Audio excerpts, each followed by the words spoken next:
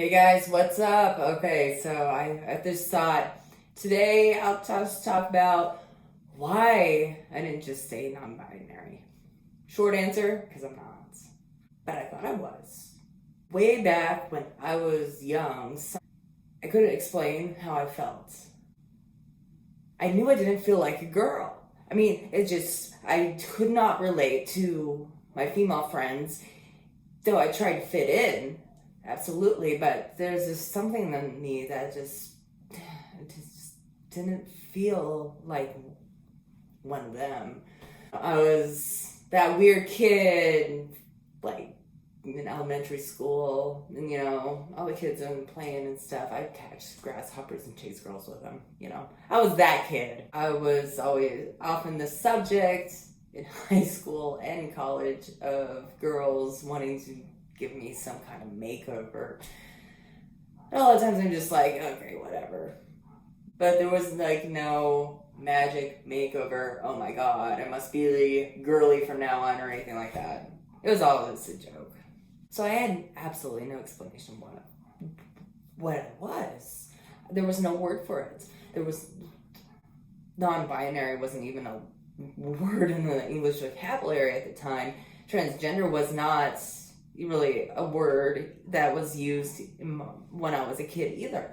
When I finally realized that I like girls too, I was like, oh, okay, so now I have kind of a word, butch. Yeah, that's just identified as butch. And I was totally okay with that. Sometime around 10, 15 years ago, I came upon a term I never heard before, but it really describes, how I was living, which is genderqueer. And then later, I would learn about non-binary. And I know those two terms aren't totally the same, but they were both, at the time, closest to how I was living. But now and again, it would just transitioning would keep coming up in my head. But I was scared to take the leap. I do think if I had transitioned back in my 20s, a lot of angst that I have experienced between then and now, because I'm so much happier right now than I was, would have been nice to not have experienced that angst, self-loathing kind of bullshit that I had to deal with for a long time.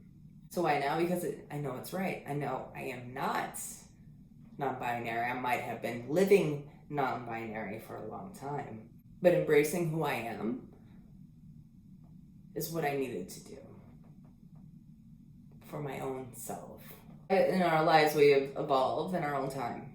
I was probably a little bit slower than I should have been when I come to my own self-realization. And I probably shouldn't have ignored my better instincts, when I was younger. I probably should have explored possibilities more, but I'm one of those people that's really weird with change. I guess the whole point of this video is that gender identity is fluid. It's not stagnant.